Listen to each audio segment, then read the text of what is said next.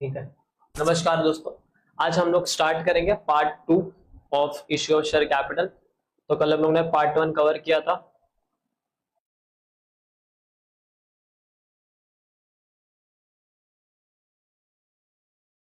Normal जो entries होती है वो हम लोग ने पढ़ी थी। तो हम लोग पार्ट 2 स्टार्ट करते हैं फोर फीचर ऑफ शेयर से।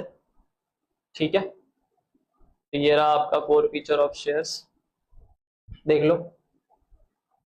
फोर फीचर ऑफ शेयर्स क्या होता है? फोर फीचर ऑफ शेयर पहले तो वो देख लेते हैं। When money demand and not given by the share holder, जब आपसे पैसा डिमांड किया जाए और पैसा शेयर होल्डर ना दे, दैट इज उस केस में हम लोग को फोर फीचर ऑफ शेयर का प्रोविजन आता है। जैसे आपने जितने भी कॉल मारी ड्यू की, अब आपने ड्यू के अलॉटमेंट की एंट्री मारी, ड्यू के टाइम पे फर्स्ट कॉल मारा, सेकंड कॉल मारा, बट सामने वाला शेयर होल्डर पैसा ही नहीं दे रहा है, तो उसके शेयर्स का क्या करे? तो कंपनीज के हाथ में प्रोविजंस होते हैं, तो वो चाहे तो जो लोग पैसा नहीं दे रहे उनके पैसे को लेके, उनके शेयर्स को लेके वो फोरफिट कर ले।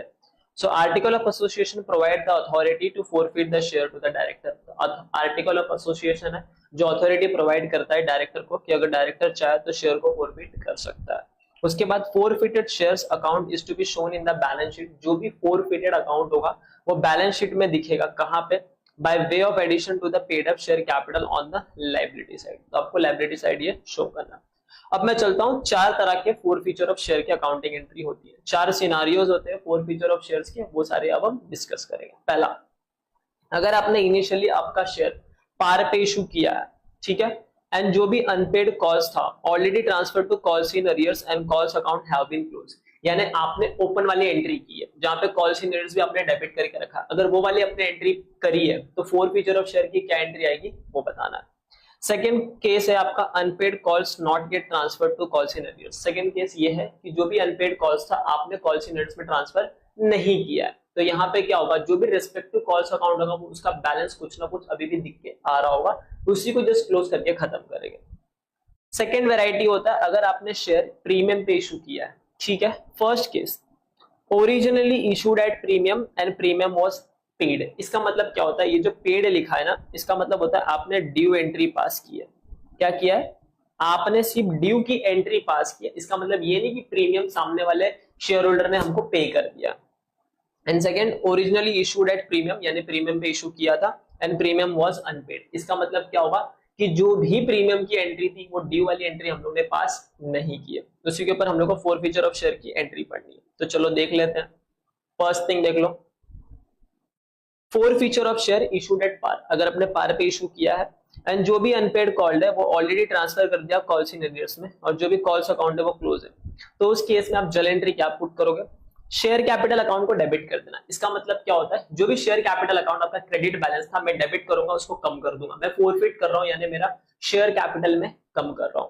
तो शेयर कैपिटल अकाउंट डेबिट किया, टू शेयर फोरफिटेड अकाउंट एक क्रेडिट बैलेंस निकाला, यानी और टू कॉल्स इन एरियर्स, जो कॉल्स इन एरियर्स पहले डेबिट था उसको मैंने क्रेडिट करके हटा दिया।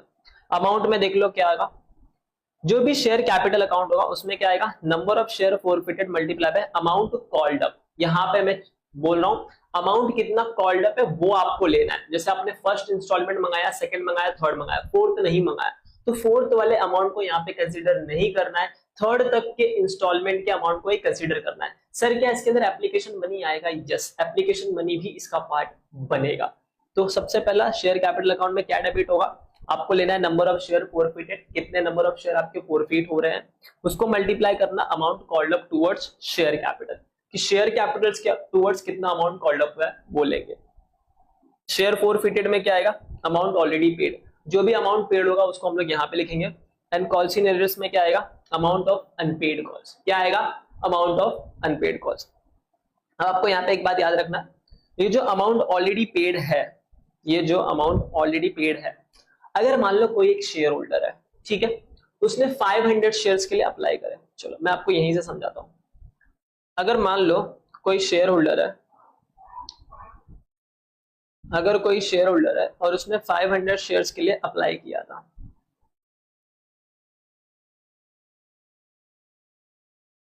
एक शेयर होल्डर है जिसने 500 शेयर्स के लिए अप्लाई किए थे और उसने एप्लीकेशन मनी दी थी ₹5, यानी डे वन पे उसने मुझे 2500 दिया था, ठीक है। अब हम लोगों ने उसे शेयर अलॉट किए सिर्फ 200 नहीं लेते, 300 शेयर्स अलॉट किए।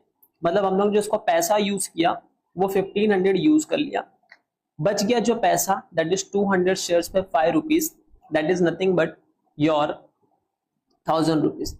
ये जो 1000 रुपीज बच के आया ना, इसको मैं एडजस्ट करूंगा, टूवर्ड्स व्हाट, इसको मैं एडजस्ट करूंगा टूवर्ड्स अलॉटमेंट। ठीक है, तो अगर ये वाला पैसा मैंने अलॉटमेंट के टूवर्ड्स एडजस्ट तो किया, ठीक है, एडजस्ट करूंगा। अगर मैं ये वाला पैसा जो 100 रुपीज 1000 रुपीज मुझे जो मिल रहा है, अगर मैं शेयर कैपिटल के टूवर्ड्स एडजस्ट करूंगा, क्वेश्चन में लिखा हुआ कि जो भी एक्सेस अमाउंट आ रहा है वो शेयर कैपिटल के टूवर्ड्स एडजस्ट हो रहा है। अगर मैं शेयर कैपिटल के टूवर्ड्स एडजस्ट करूंगा तो वो मेरा शेयर फोरफिटेड में आएगा। लेकिन अगर मैं ये वाला पैसा सिक्योरिटीज प्रीमियम के लिए एडजस्ट कर रहा हूं तो शेयर फोरफिटेड में उसका अमाउंट आपको नहीं लेना है। ठीक है, बस ये एक चीज समझ लो आप। अब आगे देखो, नेक्स्ट एंट्री पे चलते हैं। अगर आपका जो भी अनपेड कॉल्स था वो आपने ट्रांसफर नहीं किया कॉल्स इन एरियर्स में, और जो भी रिस्पेक्टिव कॉल्स अकाउंट है वो शो कर रहा है बैलेंस रिप्रेजेंटिंग अनपेड अमाउंट्स करके, उस केस में एंट्री क्या बनेगी? शेयर कैपिटल अकाउंट डेबिट करूंगा, यानी शेयर कैपिटल कम करूंगा। शेयर फोरफिटेड अकाउंट क्रिएट करूंगा, credit balance, share allotment, share first call and share final call. क्योंकि मैंने इनके पैसे क्या किए, मैंने इनके पैसे कॉल्स इन एरियर्स में डाले ही नहीं है, तो ऑलरेडी इसका एक डेबिट बैलेंस दिख रहा होगा, उसको मैं क्रेडिट करके क्या करूंगा, हटाते रहूंगा। शेयर कैपिटल में क्या आएगा? Number of share forfeited multiply bye called up value per share. याद रखना यहाँ पे called up value per share towards share capital, जो नॉमिनल वैल्यू होता है ना वो वाला अमाउंट लेंगे यहाँ पे। शेयर फोरफिटेड में क्या आएगा? Amount paid by share holder, जो शेयर होल्डर्स ने अमाउंट दिया है towards share capital. Towards share capital जितना अमाउंट पे हुआ है वही आएगा शेयर फोरफिटेड में। शेयर फोरफिटेड में प्रीमियम का अमाउंट नहीं आता। अभी तक हम लोग प्रीमियम वाले केस पे गए भी नहीं है, जब जाएंगे तो देखेंगे। Amount failed on allotment if any, and amount failed on first call, और फाइनल कॉल होगा तो amount failed on final call. ये तो आपका नॉर्मल वाला एंट्री। अब हम लोग सेकंड केस पे जाते हैं, जहां पे मैंने शेयर इशूड करा था प्रीमियम पे, और प्रीमियम पे जो शेयर इशू किया था वो वाले शेयर को मुझे फोरफिट करना है। तो पहला देख लो, अगर आपने शेयर किया था प्रीमियम पे इशू और प्रीमियम वाज पेड, इसका मतलब क्या हुआ? प्रीमियम वाज पेड का मतलब है मैंने सिर्फ ड्यू एंट्री पास की है। जब मैं ड्यू एंट्री पास करता हूं तो एंट्री क्या पास करता हूं? मान लो मैंने अलॉटमेंट के टाइम पे प्रीमियम मंगा लिया, तो मैं क्या करूंगा? Share allotment account debit to securities premium to share capital. अब ना इसका मुझे पैसा नहीं मिला, तो मैंने एक securities premium credit entry create की। अब मैं क्या करूंगा? डेबिट करके उसको उड़ा दूंगा। तो सेम एंट्री है पहले वाले की तरह ही। शेयर कैपिटल अकाउंट आपने डेबिट किया, सिक्योरिटीज प्रीमियम मुझे नहीं मिला तो मैंने क्रेडिट एंट्री करी थी, डेबिट करके मैं इसको उड़ा दूंगा। और यहाँ पे अमाउंट में देखना है आपको, क्या आएगा? Amount of premium remaining unpaid. अगर मान लो आपने ड्यू एंट्री किया, आपको प्रीमियम का अमाउंट मिल गया, तो क्या सिर्फ वो वाला अमाउंट यहाँ पे लिखना है क्या? नहीं, प्रीमियम का अमाउंट मिल गया, सिक्योरिटीज प्रीमियम में चला गया, मजे करो, ऐश करो। जो अमाउंट आपने कॉल्ड अप किया था ड्यू एंट्री बना के, वो जो अमाउंट नहीं मिला है उतना ही अमाउंट आपको सिक्योरिटीज प्रीमियम से डेबिट करना है। ठीक है, उसके बाद शेयर फोरफिटेड अकाउंट क्रेडिट कर देना and calls in arrears account credit करना, सेम लाइक अबव एंट्री। यहाँ पे आप देख लो, शेयर कैपिटल अकाउंट डेबिट किससे होगा? Number of share forfeited multiply by nominal amount called up. Nominal बोल रहा हूं मतलब फेस वैल्यू के टुवर्ड्स जितना अमाउंट आपने कॉल्ड अप किया वो आएगा। सिक्योरिटीज प्रीमियम अकाउंट डेबिट होगा, amount of premium remaining unpaid, कितना अमाउंट ऑफ प्रीमियम अभी तक अनपेड है। फिर share forfeited account, amount already paid towards share capital. यहाँ पे याद रखना आपको, शेयर फोरफिटेड में वही अमाउंट आएगा जो मैंने शेयर कैपिटल के टुवर्ड्स पे किया है। ठीक है, कॉल्स इन एरियर्स में क्या आएगा? Amount of unpaired calls including premium. Calls in arrears में अगर प्रीमियम के लिए भी कोई पैसा आया है तो आप यहाँ पे ले। ठीक है, दैट्स इट, cool। आगे देखो, case number 2, when calls unpaid not transfer to calls in arrears. जो भी मैंने कॉल्स अनपेड था, अगर वो ट्रांसफर ही नहीं कॉल्स इन एरियर्स में कर रहा हूं, तो कुछ नहीं, जहां पे आप लोग शेयर कॉल्स इन एरियर्स लिख रहे थे बस वहां पे उसको बढ़ा देंगे। Share capital account debit, securities premium account debit to share forfeited account, और रिस्पेक्टिव बैलेंसेस के जो अकाउंट आ रहे थे वो लिख देंगे। Share allotment account, share first call account, share final call account, ये सारे अकाउंट हम लोग लिख देंगे। और याद रखना है आपको यहाँ पे शेयर कैपिटल में number of share forfeited multiply by nominal called up value per share. Then securities premium account debit में amount of premium remaining unpaid, कितना अमाउंट ऑफ प्रीमियम अनपेड है। टू शेयर फोरफिटेड अकाउंट में amount already paid towards share capital, and ये सारे में जितना amount failed हो रहा है वो इंक्लूडिंग प्रीमियम, क्योंकि जब आप अमाउंट मंगाते हो प्रीमियम इंक्लूड करके मंगाते हो। सेकंड केस देख लो, इशू करा था आपने प्रीमियम पे लेकिन प्रीमियम वाज अनपेड। अब इसका मतलब ये नहीं कि प्रीमियम नहीं मिला, इसका मतलब ये कि मैंने ड्यू एंट्री नहीं बनाई है। जब आपने ड्यू एंट्री बनाई नहीं है प्रीमियम के साथ तो डेबिट करके थोड़ी हटाओगे। तो प्रीमियम का जब क्रेडिट एंट्री नहीं क्रिएट किया तो डेबिट एंट्री करके हटाने की जरूरत ही नहीं है, उसको पूरा ही हटा दो। तो इसका एंट्री नॉर्मली बन जाएगा share capital account debit to share forfeited account and to calls in arrears account. इसी के साथ आपका फोर फीचर ऑफ शेयर होता है खत्म, नहीं पार्ट 1 खत्म होता है। यानी हम लोग अभी जो एंट्री सीखी कि मैंने शेयर को फॉरफिट करा, अब हम लोग नेक्स्ट वाले में ये देखेंगे कैसे सॉल्व करते हैं। और फिर इसका थर्ड लेग आएगा जहां पे हम ये देखेंगे अगर मैंने फॉरफिटेड शेयर इशू करा तो एंट्री क्या करेंगे, यानी री इशू किया तो how to solve this kind of question. Step number 1 में आपको लिख देना नंबर ऑफ शेयर, कितना आप इशू कर रहे हो पब्लिक को और उसकी इश्यू प्राइस क्या थी वो लिख देनी। स्टेप नंबर 2 में नंबर ऑफ शेयर, कितने पब्लिक ने सब्सक्राइब किए, ठीक है। मेथड ऑफ अलॉटमेंट क्या है आपका, क्या आप प्रो रेटा बेसिस पे अलॉट कर रहे हो या फिर एक्सेस मनी रिफंड कर रहे हो। स्टेप नंबर 3 में मेक अ फ्लो चार्ट, एक फ्लो चार्ट बना लो, number of share issue, issue price करके, नंबर ऑफ एप्लीकेशन रिसीव करके, नंबर ऑफ शेयर अलॉटेड करके। अब आपको यहाँ पे ये बात ध्यान रखनी है, मान लो आपने मार्केट में 10,000 शेयर इशू किए, आपको सब्सक्रिप्शन 15,000 का आ गया, तो आप 15,000 नहीं अलॉट कर सकते, आप 10,000 ही अलॉट कर सकते हो जितना आपने डे 1 पे अलॉट किया था, ठीक है। That's it, clear it. फिर नंबर ऑफ शेयर अलॉटेड लिख देना, बाद में ये डायग्राम बना देना कि फर्स्ट इंस्टॉलमेंट में इतना पैसा मिल रहा है, अलॉटमेंट अमाउंट जिसके अंदर प्रीमियम इतना इंक्लूड है, फर्स्ट कॉल पे इतना है, सेकंड एंड फाइनल कॉल पे इतना है। और अगर जो जो फेल्ड हो रहे हैं वो लिख देना नंबर ऑफ शेयर्स और उसके आगे क्रॉस मार्क लगा देना। अगर किसी पॉइंट पे 4 फीचर हो रहा है तो लिख देना इस वाले पॉइंट पे 4 फीचर हो गया। और अगर एग्जाम में 4 फीचर ऑफ शेयर का क्वेश्चन आता है तो रिस्पेक्टिव शेयर होल्डर्स के डिफरेंट डिफरेंट एंट्रीज बनाना, कंबाइन मत करना, आप कंफ्यूज हो जाओगे, ठीक है। तो हर एक शेयर होल्डर का डिफरेंट डिफरेंट एंट्री आपको 4 feature of share pass on करना है। चलो, उसके बाद आप कैश बैंक अकाउंट और शेयर कैपिटल अकाउंट भी बना सकते हो। अब नेक्स्ट टॉपिक पे आते हैं, री इश्यू ऑफ फॉरफिटेड शेयर। जो भी मेरा शेयर मैंने फॉरफिट किया उसको मैं री इश्यू करना चाहता हूं तो क्या मैं कर सकता हूं? Yes, of course you can do it. देख लो एक बार, board of director can either cancel or री इशू द फॉरफिटेड शेयर। तो जो भी बोर्ड ऑफ डायरेक्टर होता है वो या तो कैंसिल कर सकता है या तो री इशू कर सकता है फॉरफिटेड शेयर को। And the shares may be री issued at par.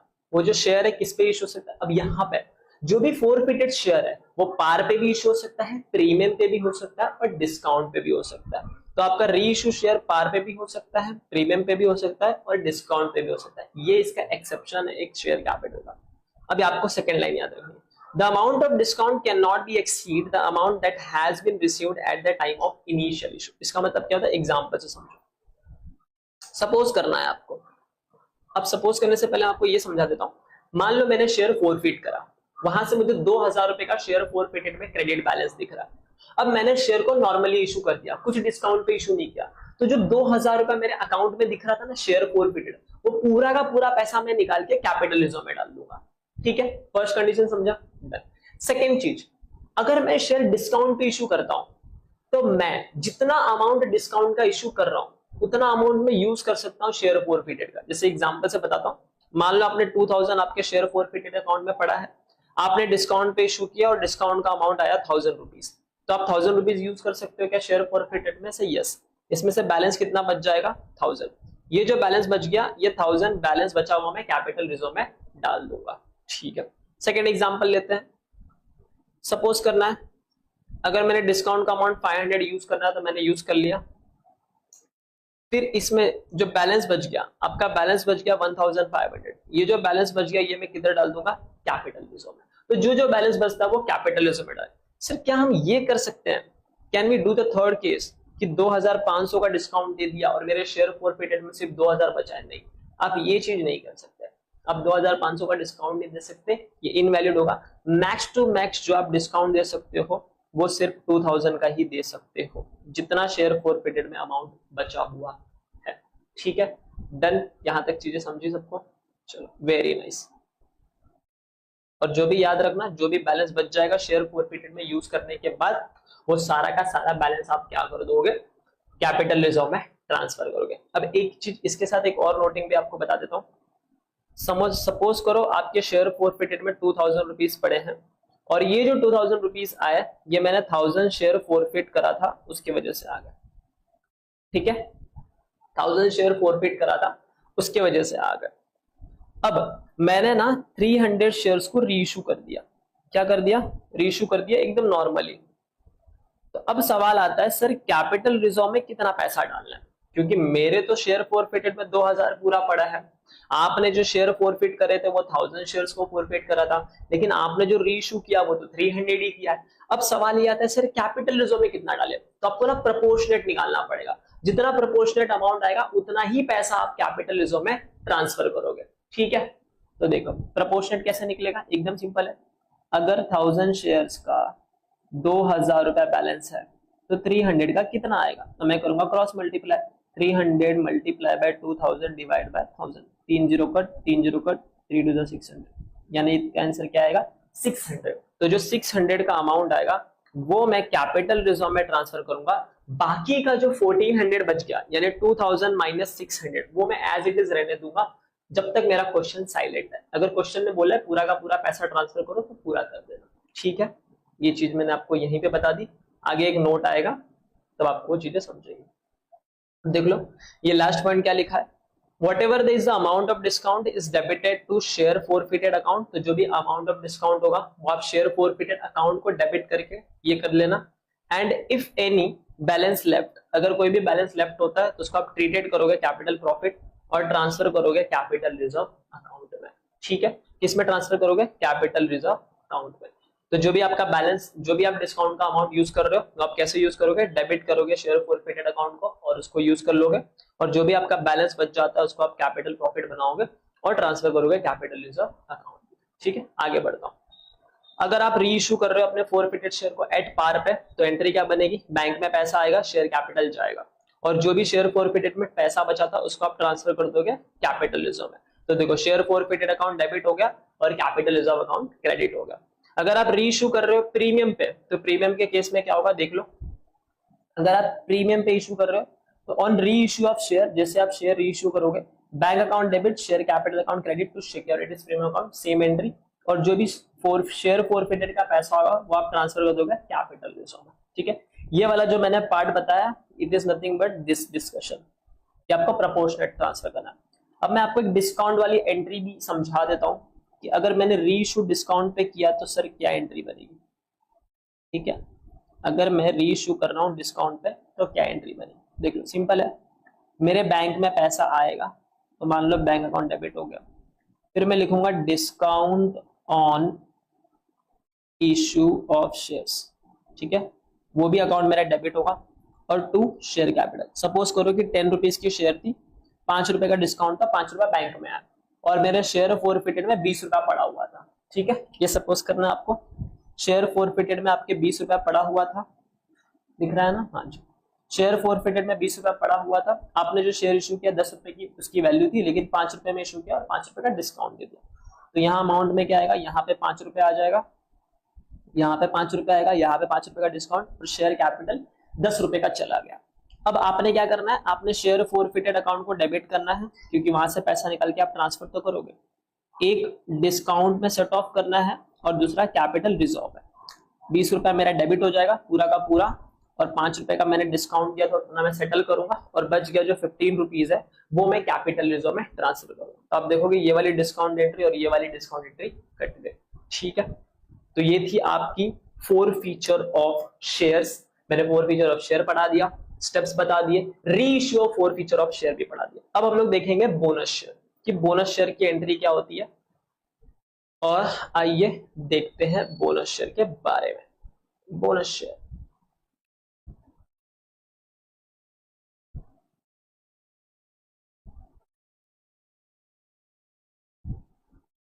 Buy back. चलो देखो बोनस शेयर क्या होता है। बोनस शेयर क्या होता है? इन सिंपल वर्ड, मैं मेरे एग्जिस्टिंग शेयर होल्डर्स को विदाउट चार्जिंग एनी अमाउंट उनको मैं शेयर इशू करता हूं। ये शेयर जो इशू होता है वो फेस वैल्यू पे इशू होता है, ना ही डिस्काउंट पे इशू होगा ना ही प्रीमियम पे होगा। और बोनस शेयर को इशू करने के लिए मैं मेरे फ्री रिजर्व्स को यूज करता हूं, सिक्योरिटीज प्रीमियम को यूज कर सकता हूं, ये सारी चीजों को, और सीआरआर को यूज कर सकता हूं। किसको किसको यूज कर सकता हूं आइए आप लोग पढ़ते हैं, देख लो एक बार। Issue of bonus share. A company may issue fully paid up bonus in any manner out of the it's free reserves, securities premium and capital redemption reserve. तो सिक्योरिटीज प्रीमियम का भी आप यूज कर सकते हो, फ्री रिजर्व का भी use कर सकते हो, और सीआरआर का भी यूज कर सकते हो। ये फ्री रिजर्व्स क्या होता है, जब हम लोग अभी ये बायबैक का एक टॉपिक पढ़ेंगे वहां पे मैं आपको बता दूंगा फ्री रिजर्व्स क्या होता है। ठीक है, अब देख लो सेकेंड अनदर चीज, however no issue of bonus share shall be made capitalizing reserves created by revaluation of assets। revaluation of assets क्या होता है वो समझ लो। मान लो आप फाइनेंशियल ईयर के एंड पे खड़े हो और आपके बुक में एक असेट आ रही है 100 रुपीज की, आप मार्केट में जाते हो उसकी वैल्यू पता करते हो तो उसकी जो वैल्यू है वो बन के 100 की जगह वो 150 हो गई। तो आप क्या करते हो, एक ट्रू पिक्चर दिखाने के लिए अपने फाइनेंशियल स्टेटमेंट में 100 रुपीज का जो असेट्स था उसको 150 पे कर दिया। अभी जो 50 रुपए का गेन हुआ इसको भी तो मैं कहीं पे दिखाऊंगा ना, इसको मैं दिखाता हूं अपने रिजर्व्स एंड सरप्लस में। तो क्या वो 50 रुपया मैं यूज कर सकता हूं बोनस शेयर इशू करने के लिए? The clear answer is no, क्योंकि जस्ट मार्केट में वैल्यू बढ़ी है और आपने बढ़ाया है। ठीक है, बट सर एक अनदर केस आता था कि अगर ये कैश में रियलाइज्ड हो गया तो क्या उस पैसे को मैं यूज कर सकता हूं? यस, अगर चीजें कैश, अगर आपने कोई असेट बेचा और आपका प्रॉफिट कैश में रियलाइज हो रहा है तो उस प्रॉफिट को आप फ्री रिजर्व कंसीडर करके बोनस शेयर इशू कर सकते हो, बाय बैक भी कर सकते हो। ठीक है, ये वाली पॉइंट भी मैंने यहीं पे क्लियर कर दी, जब उस पे आएंगे तो देख लेंगे। अब अनदर चीज, मान लीजिए कोई शेयर होल्डर है, ठीक है, 10 रुपए का फेस वैल्यू था, उसने अभी तक 5 रुपए ही मुझे दिए हुए हैं, तो क्या पार्टली पेड अप शेयर को मैं बोनस शेयर इशू कर सकता हूं? नहीं, जो इतने भी partly paid up share holders होते हैं पहले मैं उनको कन्वर्ट करूंगा फुल्ली पेड अप में, पहले उनसे बचे हुए 5 रुपए मंगाऊंगा फिर उनको बोनस शेयर इशू करूंगा। ठीक है, तो सबसे पहला एंट्री हमारा यही होता है जब हम लोग फाइनल कॉल को ड्यू करते हैं। तो फाइनल कॉल ड्यू करने की सिंपल एंट्री है, share capital account debit, share capital account debit to share capital account, sorry share final call account debit to share capital account, मैंने थोड़ी गलत बोल दी, share final call account debit to share capital account. जैसे ही receipt होगा cash bank में पैसा आएगा, शेयर फाइनल कॉल हट जाएगा, ये वाला नॉल ऑफ हो गया। अब थर्ड एंट्री आप लोग पास करोगे, capitalization of reserve for bonus share. अब बोनस शेयर के लिए मैं क्या क्या चीजें यूज कर सकता हूँ, वहां से पैसा निकालूंगा और डालूंगा बोनस टू शेयर होल्डर को। देखो मैंने पीएनएल यूज कर सकता हूँ, जनरल रिजर्व यूज कर सकता हूँ, कैपिटल रिजर्व अकाउंट यूज कर सकता हूँ, अगर जो मेरा कैश में रियलाइज हो रहा है वहां से जो पैसा आ रहा है वो मैं सिक्योरिटीज प्रीमियम रिजर्व यूज कर सकता हूँ, सिक्योरिटीज प्रीमियम अकाउंट यूज कर सकता हूँ, कैपिटल रिजर्व, ये सबको मैं डेबिट कर रहा हूँ क्योंकि इनका क्रेडिट बैलेंस होता है, डेबिट करूंगा यानी कम कर रहा हूँ। Capital redemption reserve account use करूंगा और कहां पे पैसा डाल दूंगा, बोनस टू शेयर होल्डर को।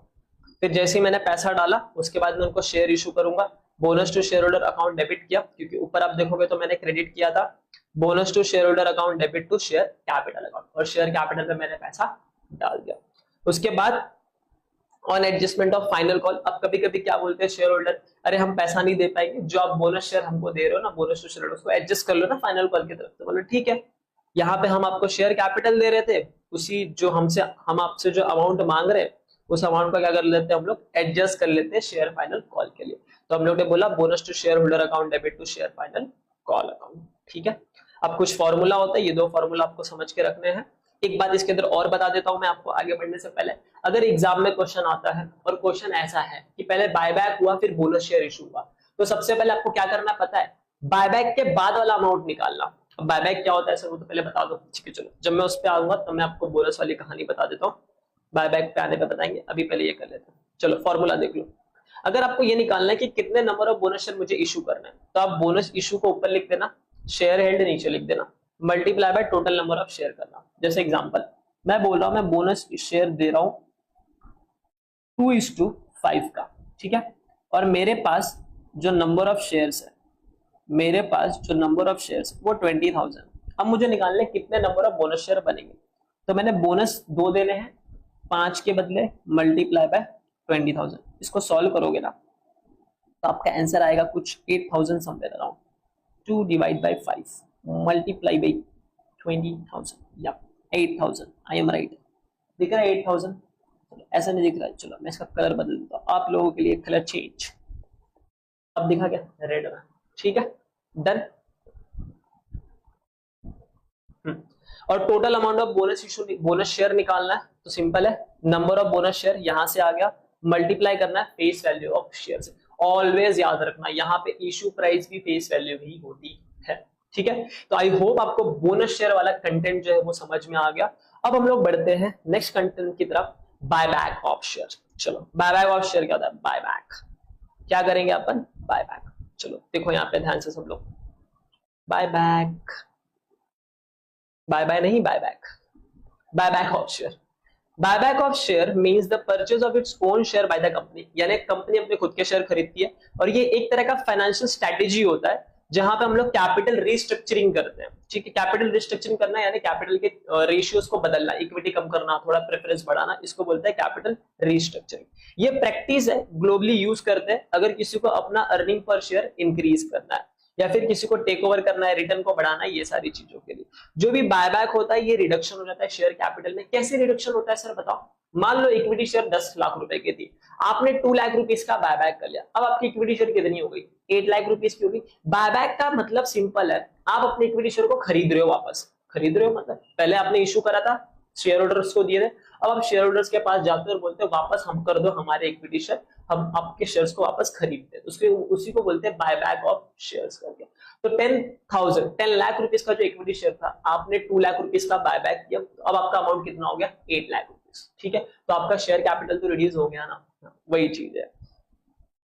और ये सारी चीजें, and buyback share enable go back to shareholder and purchase करना है शेयर्स को। अब इसके अंदर क्या बोला है, फ्री रिजर्व्स। एक फ्री रिजर्व्स करके आता है, आप बायबैक करने के लिए फ्री रिजर्व्स को यूज कर सकते हो। वो क्या होता है, reserves which as per latest audited balance sheet of the company are free for the distribution as dividend, यानी आप जो पैसा एज एन डिविडेंड के तौर पे बांट सकते हो, एज एन डिविडेंड आप जो पैसे बांट सकते हो, वो सारे रिजर्व्स को आप यूज कर सकते हो बायबैक करने के लिए। It includes credit balance of securities premium amount, और यहाँ पे फ्री रिजर्व में सिक्योरिटीज प्रीमियम का क्रेडिट बैलेंस भी आता है, लेकिन शेयर एप्लीकेशन मनी नहीं आता। एग्जाम में they will make you confuse, they will give the amount of share application money, और आपने घाई में अगर वो अमाउंट ले लिया बायबैक के पर्पस के लिए, आपका पूरा एंट्री रॉन्ग हो जाएगा और आपके 1 नंबर चल जाएंगे, तो वो गलती नहीं करना। अब देख लो बायबैक करने के कुछ कंडीशंस होते हैं। आप बायबैक कहां से कर सकते हो, अपने फ्री रिजर्व से, सिक्योरिटीज प्रीमियम अकाउंट से, या फिर proceeds of the issue of any shares और अदर स्पेसिफाइड सिक्योरिटी। ये क्या होता है, एग्जांपल ले लो, आपने इक्विटी शेयर बायबैक कर रहे हैं, आपने प्रेफरेंस शेयर इशू किया, वहां से पैसा लिया, तो क्या वो पैसा मैं यूज कर सकता हूं बायबैक करने के लिए? यस, आप यूज कर सकते हैं। मान लो आपने इक्विटी शेयर इशू किया, आपने डिबेंचर इशू किया, तो क्या डिबेंचर का पैसा यूज कर सकता हूं बायबैक करने के लिए? यस, मनी वाइज आप यूज कर सकते हो, लेकिन आगे एक कंसेप्ट आता है कैपिटल रिडम्पशन रिजर्व का, वहां पे कितना पैसा ट्रांसफर करना है, वहां पे थोड़ा कंफ्लिक्ट है। वो सारी चीजें मैं डिस्कस करूंगा जब हम लोग सीआरआर पे आएंगे तब, तो don't worry about right now. अभी के लिए आप इतना समझ लो, हम तीनों चीजों को यूज कर सकते हैं, free reserve, securities premium and proceeds from the issues करके। अब देख लो, इसमें भी सेम बोला है, सर क्या हम इक्विटी शेयर इशू करके इक्विटी शेयर बायबैक कर सकते हैं? नहीं कर सकते, ये बात आपको याद रखनी है। और यहाँ पे भी सेम है, पार्टली पेड अप अगर कोई शेयर होगा तो आप उसको बायबैक नहीं कर सकते, पहले आपको उसको फुल्ली पेड अप बनाना पड़ेगा। अब देख लो फ्री रिजर्व्स क्या होते हैं एंड अदर रिजर्व्स क्या होते हैं। फ्री रिजर्व्स यानी ये रिजर्व्स में से आप पैसे यूज करके बायबैक कर सकते हो अपने शेयर्स को। PNL account, general reserve, dividend equalization reserve, funds में कौन से वाले फंड्स लेने हैं, अगर कोई लायबिलिटी है तो उस लायबिलिटी को पहले डिडक्ट करो, उसके बाद जो फंड्स का अमाउंट आएगा वो, देन इन्वेस्टमेंट फ्लक्चुएशन रिजर्व्स करके। अब ये वाले जो अमाउंट है इसको आप यूज नहीं कर सकते एज एन फ्री रिजर्व, यानी ये अमाउंट को आप बायबैक करने के लिए यूज नहीं कर सकते। कौन कौन सी चीजें आती है, एक आता है रीवैल्यूएशन रिजर्व, दूसरा आता है सीआरआर ओल्ड। सीआरआर ओल्ड यानी पहले का क्रिएशन ऑफ रिजर्व्स होगा कुछ, तो सीआरआर का मतलब होता है कैपिटल रिडम्पशन रिजर्व, ओल्ड वाला, जूना वाला। डीआरआर, डीआरआर क्या होता है, debenture redemption reserve. Share forfeited account देखो नहीं यूज कर सकते, प्रॉफिट बिफोर इनकॉर्पोरेशन नहीं यूज कर सकते, कैपिटल रिजर्व नहीं यूज कर सकते, बट एक एक्सेप्शन है। क्या है एक्सेप्शन, पढ़ेंगे अभी।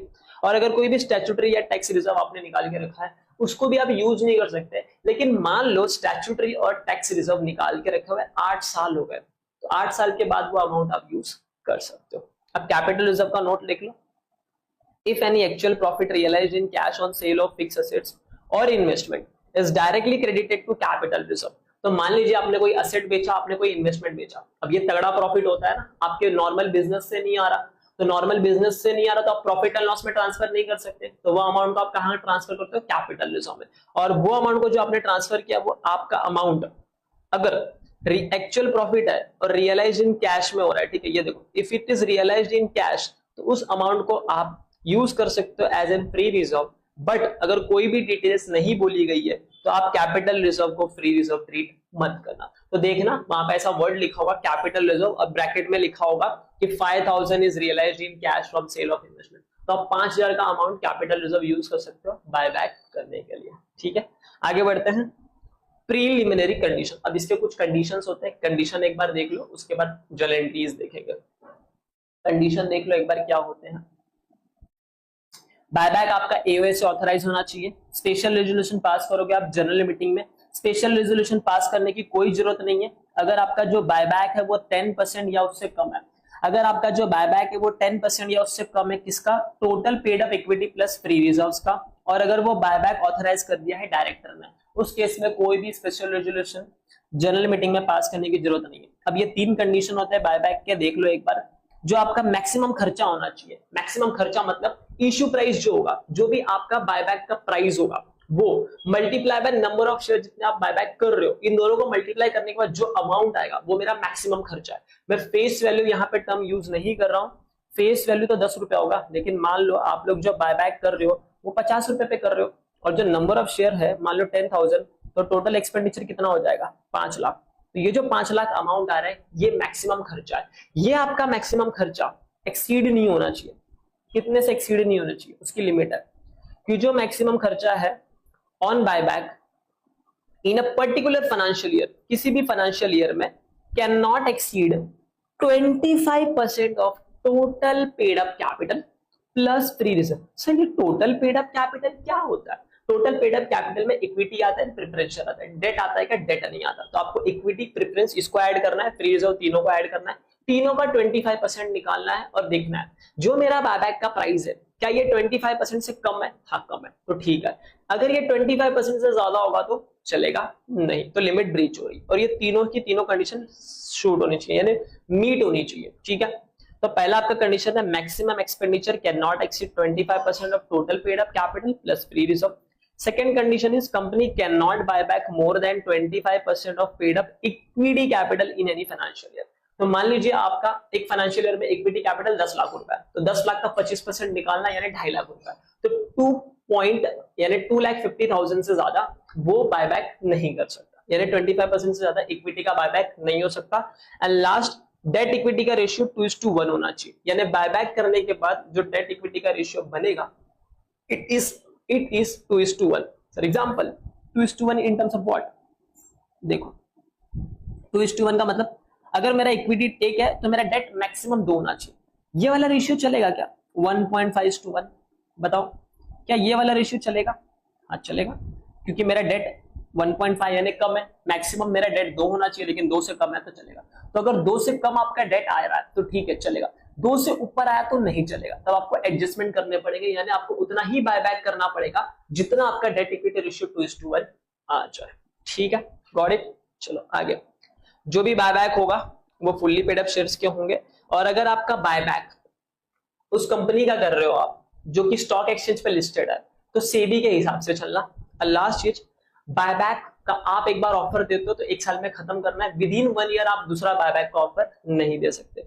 अब इसके लिए बनाना पड़ता है, जब आप बायबैक करते हो तो एक कैपिटल रिडम्पशन रिजर्व बनता है, CRR बोलते हैं इसको, कैपिटल रिडम्पशन रिजर्व अकाउंट। इसके अंदर क्या होता है बात ध्यान से सुन लो। CRR का यूज हम लोग बोनस शेयर यूज करने के लिए, बोनस शेयर इशू करने के लिए करते थे। CRR क्यों बनाते हैं आप खुद सोचो। 10 लाख मेरा इक्विटी कैपिटल था, 2 लाख का मैंने बायबैक कर लिया, अब इक्विटी कैपिटल कितना बच गया? 8 लाख रुपीस। तो मेरा कैपिटल पहले कितना था? 10, अब कितना हो गया? 8। तो 2 लाख का गैप आ रहा है ना, इस 2 लाख के गैप को फुलफिल करने के लिए हम लोग कुछ amount journal reserve, free reserve में से निकालते, सिक्योरिटीज प्रीमियम में से निकालते, और कहां डालते थे? CRR के अंदर, ताकि जो हम लोग का अमाउंट है वो जो गैप है वो फुलफिल हो जाए। अगर मैं आपको एग्जांपल के थ्रू बताऊं तो यहीं पे सारी चीजें डिस्कस कर लेता हूं। देख लो, सपोज करना है कि आपका जो बायबैक हो रहा है वो 2 लाख रुपीस का हो रहा है, ठीक है, और इसके लिए आपने फर्दर कुछ इशू किया था। अब इशू में 2 चीज करी थी। अगर आपने इशू किया था प्रेफरेंस शेयर्स, और प्रेफरेंस शेयर आपने 1 लाख का किया था, तो आप CRR में कितना पैसा डालोगे?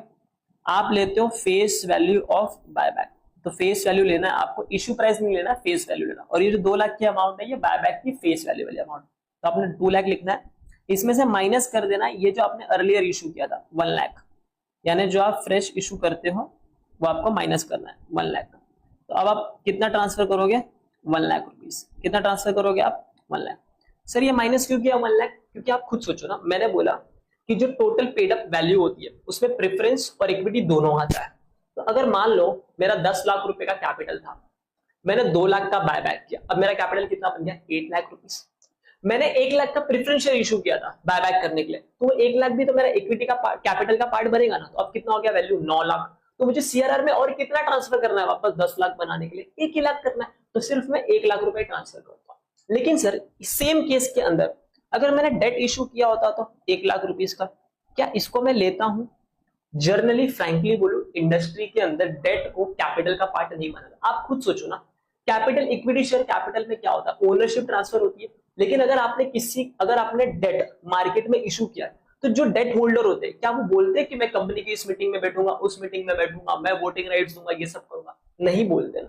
तो debt are not the part of capital, it is a part of capital for the business. अगर आप लॉन्ग टर्म में कि हाँ ये धंधे में पैसा लाने के लिए होता है, बट डेट आने से ऑथराइजेशन नहीं मिलती, ओनरशिप नहीं मिलती, तो वो अपने कैपिटल का पार्ट नहीं होता। अगर आप नॉर्मली देखोगे अकाउंटिंग पर्सपेक्टिव के व्यू से, यानी इक्विटी वालों के साथ उसका उठना बैठना नहीं हो सकता।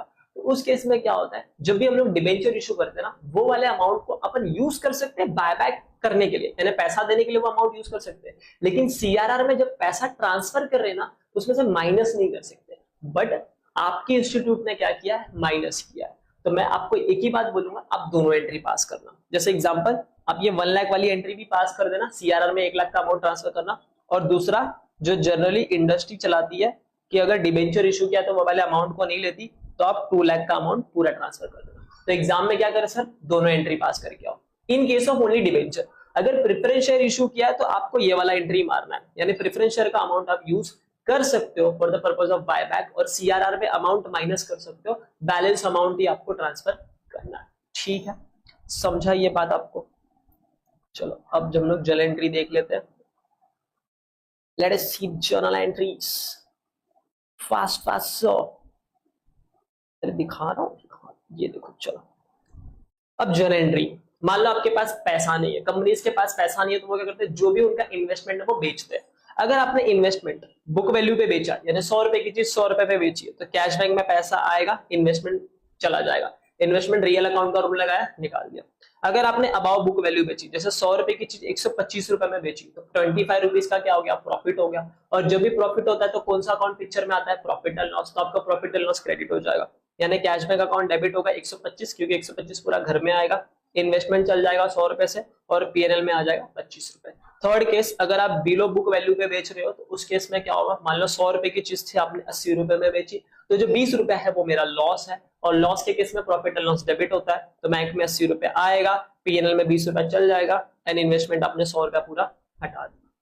सेकेंड टाइप ऑफ आप एंट्री मारते हो, अगर आपने कोई भी प्रेफरेंस शेयर या डिबेंचर या फिर सिक्योरिटी इशू की है। अगर आप एट पार पे इशू कर रहे हो तो बैंक में पैसा आएगा, और अगर आपने डिबेंचर इशू किया तो आपने डिबेंचर क्रेडिट करना है। प्रेफरेंस शेयर इशू किया तो यहाँ पे प्रेफरेंस शेयर क्रेडिट करो। अदर सिक्योरिटीज, कुछ बॉन्ड इशू किया है या फिर बैंक लोन लिया है, तो उसको आपने यहाँ पे क्रेडिट करते हुए चलना है।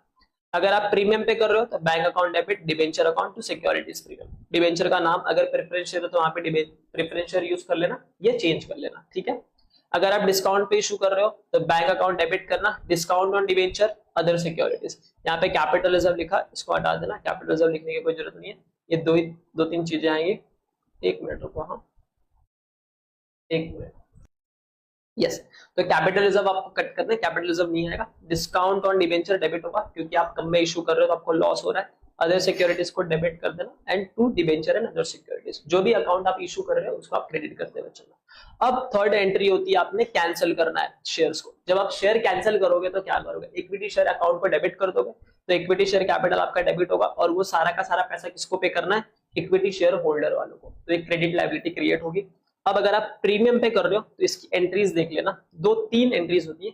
एक होता है नॉर्मल एंट्री, कि आपने equity share capital account debit किया, फ्री रिजर्व्स में पैसा उठा लिया, या तो सिक्योरिटीज प्रीमियम अकाउंट डेबिट करके पैसा उठा। ये डेबिट क्यों कर रहे हैं? क्योंकि आपके लिए तो लॉस है ना, आप सामने वाले को 10 की जगह 15 दे रहे हो, तो 5 रुपए एक्स्ट्रा दे रहे हो, तो आपके लिए लॉस है, इसके लिए उसको डेबिट करते हैं। तो equity share capital account debit, free reserve या फिर सिक्योरिटीज प्रीमियम में पैसा पड़ा तो वो डेबिट कर देना, और to equity share holder account. इसकी अल्टरनेटिवली एंट्री बन सकती है कि आपने equity share capital account debit किया, प्रीमियम ऑन बायबैक डेबिट किया, अलग से लिखा premium on buyback account debit, to equity share holder account. और ये जो प्रीमियम ऑन बायबैक है इसको आप ट्रांसफर करते हो, जो भी प्रीमियम ऑन बायबैक है उसको आप ट्रांसफर करते हो कहाँ पे, फ्री रिजर्व और सिक्योरिटीज प्रीमियम अकाउंट से आप पैसा यूज करके इसको ट्रांसफर एंट्री मारते हो। तो आप देखोगे ये वाला प्रीमियम यहाँ पे डेबिट, ये वाला प्रीमियम यहाँ पे क्रेडिट, और वो यूज हो गया। नोट में देखना है, यूज दिस एंट्री, आपको ये एंट्री तभी यूज करनी है when question specifically mentioned that premium amount is from securities premium। तो अगर क्वेश्चन ने बोला है सिक्योरिटीज प्रीमियम अकाउंट को यूज करो और उसी अकाउंट से यूज करके सिक्योरिटीज प्रीमियम दो, तो आपको ये वाली एंट्री मार लेनी है। एग्जाम में क्या करेंगे सर, मैं तो बोलूँ तीनों एंट्री मार लो, ये एंट्री भी कर दो, ठीक है, एक बार सिक्योरिटीज प्रीमियम लिख के, फिर इसकी अल्टरनेटिव दो एंट्री भी मार दो, टेंशन ही खलास। क्या लगेगा, 2 मिनट ज्यादा जाएगा, जाने दो, मार्क्स तो सिक्योर हो जाएंगे ना, मार्क्स तो मिल जाएंगे ना, बस। अगर डिस्काउंट वाली एंट्री होगी तो क्या करेंगे, अगर हम लोग बायबैक डिस्काउंट पे करें, अरे अच्छा 10 की चीज 8 रुपए में मिल रही, सस्ते में मिल रही, तो क्या होगा, हम लोग का कैपिटल रिजर्व आएगा। तो इक्विटी शेयर कैपिटल अकाउंट आपने डेबिट किया, खत्म किया, कैपिटल रिजर्व लाया डिस्काउंट अमाउंट से 2 रुपया, और इक्विटी शेयर होल्डर वालों को 8 रुपया देना। अल्टरनेटिवली आप क्या एंट्री कर सकते हो, इक्विटी शेयर कैपिटल अकाउंट आपने डेबिट किया to discount on buyback and to equity share holder.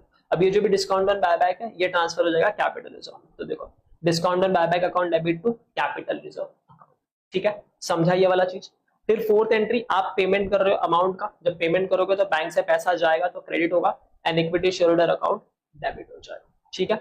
अब आप ट्रांसफर कर रहे हो सीआरआर में, जो मैंने बताया था कि जितना भी हम लोग बायबैक करते हैं उतना पैसा सीआरआर में करते हैं, बट अगर आपने कुछ प्रोसीड इशू किया, अगर आपने प्रेफरेंस इशू किया तो उतना पैसा माइनस कर देना, फेस वैल्यू लेना, सबसे पहले तो फेस वैल्यू बायबैक लेना, फिर देखना कितना पैसा हम लोगों ने ट्रांसफर इशू किया है पहले, उतना माइनस कर देना। अगर प्रेफरेंस शेयर है तो कोई टेंशन नहीं, अगर डिबेंचर है तो 2 एंट्री पास करनी है। फ्री रिजर्व यूज कर लिया, सिक्योरिटीज प्रीमियम यूज कर लिया, पैसा डाल दिया सीआरआर में, ठीक है। अमाउंट में क्या लेंगे कि बायबैक नॉमिनल वैल्यू, जो भी इसकी फेस वैल्यू होगी वो, minus amount of proceed issued करके। अगर प्रेफरेंस है तो यही, डिबेंचर है तो 2 एंट्रीज आपको पुटअप करेंगे।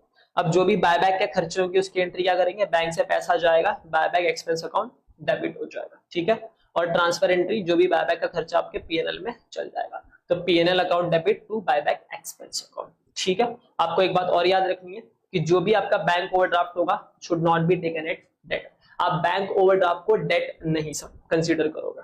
अब बायबैक का आपको अमाउंट निकालना है तो कैसे निकालोगे, ये उसका फॉर्मूला होता है, परसेंटेज ऑफ बायबैक लेना इन डेसिमल में, इक्विटी शेयर कैपिटल ऊपर लिखना, नीचे लिखना फेस वैल्यू, फिर मल्टीप्लाई करना बायबैक के प्राइस से। बायबैक का प्राइस एग्जाम में दिया होगा, सपोज करो कि 0.25 यानी 25% की बायबैक है, इसको आप सॉल्व करोगे तो कैसे होगा, 0.25 25 डिवाइड बाय 100 करोगे तो 0.25 आएगा।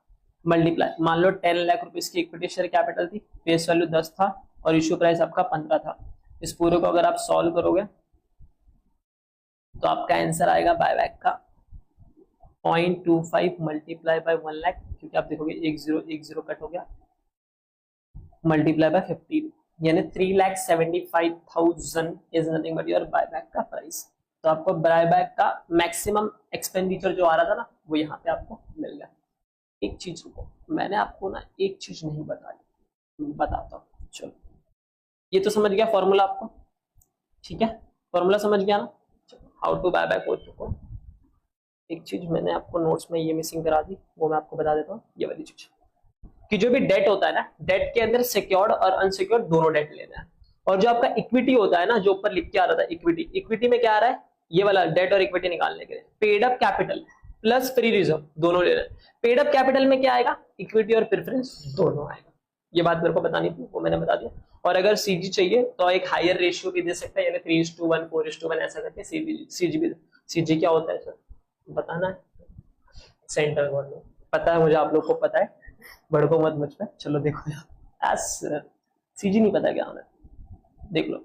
हाउ टू सॉल्व बायबैक का क्वेश्चन, बायबैक का क्वेश्चन कैसे सॉल्व करोगे। स्टेप नंबर 1 में अगर क्वेश्चन ने बोला है इन्वेस्टमेंट बेचा है तो पहले इन्वेस्टमेंट की एंट्री मारना, फिर बोला है कि कहीं से पैसा लेके आया उसकी एंट्री मारना। स्टेप नंबर 3 में बायबैक को कैंसिल करना। स्टेप नंबर 4 में बायबैक वालों का पैसा देना। स्टेप नंबर 5 में नॉमिनल ट्रांसफर करना अमाउंट सीआरआर में। स्टेप नंबर 6 में बायबैक का खर्चा कुछ आया तो वो बुक कर लेना। और स्टेप 7 में बोनस इशू की एंट्री मार देना। अगर क्वेश्चन ने बोला है बोनस इशू की एंट्री मारो तो मार देना। अब दो चीजें देखो, अगर क्वेश्चन का फ्लो ऐसा चल रहा है कि पहले बायबैक फिर बोनस, जनरली ऐसा ही होता है। क्यों हम लोग, अब देखो जनरली ऐसा क्यों होता है, एकदम सिंपल सोचो ना, 10 लाख का इक्विटी कैपिटल था, अपन ने बायबैक किया तो कितना अमाउंट भर गया 8 लाख। अब मैं 8 लाख वालों को बोनस शेयर इशू करूंगा ना, क्यों, मेरा 2 लाख वालों को मेरे को बोनस शेयर इशू करने की जरूरत ही नहीं पड़ी। लेकिन केस उल्टा, 10 लाख मेरे शेयर थे, उनको मैंने पहले बोनस दिया, बोनस देके उनको बनाया 15 लाख। अब मेरे को बायबैक करना है, तो मैं 15 लाख के ऊपर 25% निकालो तो कितना आता है, 15 लाख के ऊपर 25%, समवेयर 3,75,000। तो 3,75,000 का मेरा खर्चा, यानी मेरा खर्चा उल्टा बढ़ता है बायबैक का। इसके लिए कंपनियां क्या करती है, पहले बायबैक करती है फिर बोनस करती है। बायबैक करके पहले पैसा कम कर देगी, फिर बोनस शेयर ऐसे दे देगी, बोलेगी ये लो लेके जाओ। तो इससे फायदा होता है। और बायबैक करने से क्या होता है, सीआरआर अकाउंट भी क्रिएट हो जाता है, और सीआरआर का पैसा हम यूज कर सकते हैं बोनस के लिए। ये वाली भी चीजें कर सकते हैं। तो कभी अगर एग्जाम में क्वेश्चन आ रहा है बायबैक एंड बोनस, तो पहले बायबैक की एंट्री एडजस्ट करना, यानी पहले इक्विटी आपका 10 लाख था, तो 10 लाख को पहले बायबैक का एडजस्टमेंट करो। जैसे 2 लाख का मान लो बायबैक है, तो पहले उसको 8 लाख पे लाओ, फिर 8 लाख के ऊपर आप बोनस शेयर कितना इशू करना है वो निकालो। गलतियां लोग क्या कर रहे हैं, जो इक्विटी की अमाउंट पहले थी 10 लाख वाले, 10 लाख वाले भी बोनस शेयर निकाल रहे हैं, वो गलती नहीं करना। पहले बायबैक एडजस्ट करो, उसके बाद आप बोनस शेयर की एंट्री करो। ठीक है, चलो अब ये आपका लास्ट टॉपिक है, रिडम्पशन ऑफ प्रेफरेंस शेयर। पानी पी लो, मैं भी पी के आता हूँ, आप भी पी लो। ठीक है, तो अब हम लोग पढ़ेंगे, audio video clear? Yes, everything is clear. तो अब हम लोग पढ़ेंगे redemption of preference share. Sir direct redemption पढ़ा रहे हो, वो प्रेफरेंस शेयर का इशू नहीं पढ़ा? अरे सिंपल है, जो नॉर्मल एंट्री मारी था ना इक्विटी वाली, वैसे ही नॉर्मल प्रेफरेंस शेयर वाले की भी यही एंट्री होती। हम लोग डायरेक्ट पढ़ेंगे रिडेम्पशन ऑफ प्रेफरेंस शेयर्स, एकदम झकास तरीके से, फर्स्ट क्लास। चलो सबसे पहला देख लो, अगर आप प्रेफरेंस शेयर इशू करते हो, हाँ अब आप रिडीम कर रहे हो, यानी आप पैसा वापस, आप क्या कर रहे हो, प्रेफरेंस शेयर होल्डर को पैसे दे रहे हो और उनके प्रेफरेंस शेयर खत्म कर रहे हो। अगर आपने प्रीमियम पे पैसा दिया, प्रीमियम यानी 10 रुपए उसकी फेस वैल्यू थी, और आप बोल रहे हो कि preference share holder don't worry I will give you the 15 rupees per share. जो 5 रुपए का अमाउंट है, 10 के बदले आप 15 दे रहे हो, यानी जो 5 रुपए का अमाउंट है वो मेरा क्या बन जाएगा, प्रीमियम बन जाएगा। उस प्रीमियम अकाउंट को, जो भी मेरा प्रीमियम का अमाउंट आएगा, वो मैं कहां से यूज करूं, तो उसके लिए कंडीशंस होती है। अगर आप प्रीमियम ऑन प्रेफरेंस शेयर्स उस कंपनीज के लिए दे रहे हो जो कि अकाउंटिंग स्टैंडर्ड सेक्शन 133 फॉलो करती है, जो कि अकाउंटिंग स्टैंडर्ड फॉलो करती है एज पर सेक्शन 133, तो उस केस में जो भी प्रीमियम का अमाउंट है आप प्रॉफिट ऑफ द कंपनी में से यूज कर लेना। लेकिन अगर अपार्ट फ्रॉम दैट, अगर कोई कंपनी है who issue preference share on or before commencement of the act 2013, यानी जो हम लोग का कंपनीज एक्ट 2013 आया था उसके पहले अगर कोई प्रेफरेंस शेयर इशू हुआ है, या फिर the company who does not follow, जो फॉलो नहीं करती accounting standard given as per section 133, तो उस केस में जो भी आप प्रीमियम का अमाउंट है आप सिक्योरिटीज प्रीमियम से भी पे कर सकते हो और प्रॉफिट ऑफ द कंपनी से भी पे कर सकते हो। लेकिन ये जो अमाउंट है before such shares are redeem होने के पहले जो अमाउंट है वो आपको कंसीडर करना है। अब आगे देख लो, case number 1, redemption of preference share out of the profit of the company which would otherwise be available for distribution. तो अभी हम लोग कर रहे हैं कि अगर आपने रिडीम करा out of profit of the company तो एंट्री क्या बनेगी, तो देखो सेम सेल ऑफ असेट्स और इन्वेस्टमेंट, इसकी सेम एंट्री होगी जो बायबैक की होगी वही। Issue of any security, same entry होगी जो बायबैक की होगी वही। अब ड्यू एंट्री पे जाते हैं, ड्यू एंट्री में आपको यहां से कराता हूं, ड्यू एंट्री देख लो, दिख रहा है? ड्यू एंट्री का मतलब हो रहा है यहां पे, अगर आप ड्यू एंट्री मतलब मैं प्रेफरेंस शेयर को ड्यू कर रहा हूं कि मुझे प्रेफरेंस शेयर को पैसा देना, यानी प्रेफरेंस शेयर कैपिटल डेबिट करूंगा, हटाऊंगा, और preference share holder account credit करूंगा, यानी उनको पैसा देना। अगर आप पार पे कर रहे हो तो redeemable preference share capital account debit करना to preference share holder account करना। ठीक है, अमाउंट में क्या आएगा, एट पार कर रहे हो तो नॉमिनल वैल्यू ऑफ शेयर आएगी। ठीक है, if you are redeeming at premium, अगर आप प्रीमियम पे रिडीम कर रहे हो तो ड्यू एंट्री क्या बनेगी, redeemable preference share capital account debit premium on redemption of preference share capital account debit, ये एक अकाउंट क्रिएट होती है to preference share holder account. और अमाउंट में एकदम सिंपल है, यहाँ पे आपको nominal face value, nominal value लेनी है, यहाँ पे प्रीमियम अमाउंट और इसमें दोनों को ऐड कर देना। फिर ये जो अमाउंट आएगा प्रीमियम ऑन रिडम्पशन, ये आप ट्रांसफर करोगे। ट्रांसफर कैसे करोगे, ट्रांसफर ऑफ प्रीमियम अमाउंट, तो पीएनएल में से ट्रांसफर ले लेना, अगर वो कंडीशन सेटिस्फाई हो तो आपको पीएनएल यूज करना है, और अगर वो कंडीशन देख लेना एक बार 133 फॉलो किया है तो आप क्या यूज कर सकते हो, देख लो। जिस कंपनी ने 133 के सेक्शन जो होते हैं उसके अकाउंटिंग स्टैंडर्ड फॉलो किया उसे पीएनएल यूज कर सकता है, अपार्ट फ्रॉम दैट दोनों यूज कर सकता है। तो अगर क्वेश्चन ने जैसा बोला, अगर क्वेश्चन ने कुछ नहीं बोला तो PNL account debit to premium on security, और अगर क्वेश्चन बोल रहा है कि आप ये जो प्रीमियम दे रहे हो प्रेफरेंस शेयर होल्डर वालों को, इसके लिए आप सिक्योरिटीज प्रीमियम से ही पैसे दो, तो आपको सिक्योरिटीज प्रीमियम अकाउंट डेबिट करना है to premium on redemption of preference share, और इसकी एक कंबाइंड एंट्री भी होती है अल्टरनेटिवली करके। आप डायरेक्टली क्या करो, एक मिनट, यस, तो आप एक कंबाइंड एंट्री भी कर सकते हो। कंबाइंड एंट्री में क्या करोगे, redeemable preference share capital account debit, same यहाँ पे जहां पहले आप ये लिख रहे थे ना प्रीमियम ऑन रिडम्पशन, और फिर प्रीमियम ऑन रिडम्पशन ट्रांसफर कर दे, आप डायरेक्टली पीएनएल या फिर सिक्योरिटीज प्रीमियम अकाउंट को डेबिट कर देना to preference share holder account credit कर देना, ठीक है। अब अगर आप डिस्काउंट पे रिडीम कर रहे हो तो एंट्री क्या बनेगी, redeemable preference share capital account debit to discount on redemption of preference share. अभी आपका क्रेडिट में चल जाएगा, क्योंकि फायदा है ना, 10 रुपए के बदले मैं सामने वाले को 8 रुपीज दे रहा हूँ, तो मैं ये कहाँ पे, मैं यहाँ पे क्या लिखूंगा 10 रुपीज, डिस्काउंट 8 में 8 रुपए ही दे रहा हूँ सामने वाले को, यानी मैं क्या करूंगा 2 रुपए का डिस्काउंट, और यहाँ पे क्या आएगा 10 - 2, यानी यहाँ पे अमाउंट आएगी 8 रुपीज, कि मुझे सामने वाले को 8 रुपीज देना है करके, ठीक है, समझा। तो आपका ये वाला भी हो गया preference share holder account credit. अब ये जो भी डिस्काउंट का अमाउंट आप ट्रांसफर करोगे कहाँ पे, कैपिटल रिजर्व में, तो discount on redemption of preference share capital account debit to capital reserve. इसके कंबाइंड एंट्री भी आप पास कर सकते हो, redeemable preference share capital account debit capital reserve account to preference share holder account. चलो उसके बाद पेमेंट कर देंगे अपन प्रेफरेंस शेयर होल्डर का, पेमेंट करने के लिए बैंक से पैसा चल जाएगा and preference share holder account debit हो जाएगा। सब एंट्री में क्रेडिट हो रहा था, अपने डेबिट होकर हटा दिया। फिर यहाँ पे आप ट्रांसफर करोगे सीआरआर में, सेम लाइक बायबैक, जैसे बायबैक में ट्रांसफर करते हैं वैसे यहाँ पे भी ट्रांसफर करना है। ट्रांसफर करना है profit available for dividend to CRR, क्योंकि आपका प्रेफरेंस शेयर कैपिटल की कैपिटल का पार्ट बनता है। इसके लिए हम लोग यहाँ पे भी जितना अमाउंट आप रिडीम करोगे उतना अमाउंट आपको सीआरआर में ट्रांसफर करना है। General reserve account debit, PNL account debit, dividend equalisation account debit to CRR. Amount में भी same, nominal value minus fresh issue, अगर आपने कुछ किया होगा। यहाँ पे आपको एक ही बात नोट रखनी है, एक मिनट, सॉरी अर्जेंट कॉल आ जाते हैं, बट आपके लिए मैंने सब थोड़े साइड में रखे। देखो यहाँ पे मैं आपको एक बात बता रहा था कि आप ये वाले अकाउंट को यूज कर लेना सीआरआर में पैसा ट्रांसफर करने के लिए, बट यहाँ पे सिक्योरिटीज प्रीमियम का जो अमाउंट आएगा ना, यहाँ पे आप सिक्योरिटीज प्रीमियम को यूज नहीं कर सकते for the purpose of CRR, ठीक है। तो जो भी सिक्योरिटीज प्रीमियम का अमाउंट होगा वो आप यूज नहीं कर सकते for the purpose of CRR. तो for the purpose of CRR don't take securities premium account here. But क्या सर हम लोग प्रीमियम ऑन रिडम्पशन और जो प्रेफरेंस शेयर था उसके लिए यूज कर सकते हैं क्या सिक्योरिटीज प्रीमियम का? यस, उसके लिए आप यूज कर सकते हो, अगर वो जो कंडीशन मैंने बोली उसके हिसाब से, या फिर अगर क्वेश्चन ने बोला यूज करो तो यूज कर लेना करके, ठीक है। एंड लास्ट चीजें देख लो, लास्ट एंट्री आपको बता रहा हूँ, अगर आप मान लो इक्विटी शेयर इशू कर लेते हो for the redemption of preference, तो ये 2 एंट्री पास कर देना। बैंक में पैसा आएगा, कहाँ पे आएगा, equity share application and allotment account, and transfer entry करोगे equity share application and allotment account debit to equity share capital account. अगर सिक्योरिटीज प्रीमियम है तो सिक्योरिटीज प्रीमियम, और अगर आपको इसकी अल्टरनेट एंट्री मारनी है, एकदम फाइनल वाली एक अल्टरनेट एंट्री मारनी है, तो आप ये वाली एंट्री भी मार सकते हो, एकदम कंबाइंड वाली, बैंक अकाउंट डेबिट कर देना जो पहले से पड़ा equity share capital account debit and to securities premium, ये वाली एंट्री मार देना।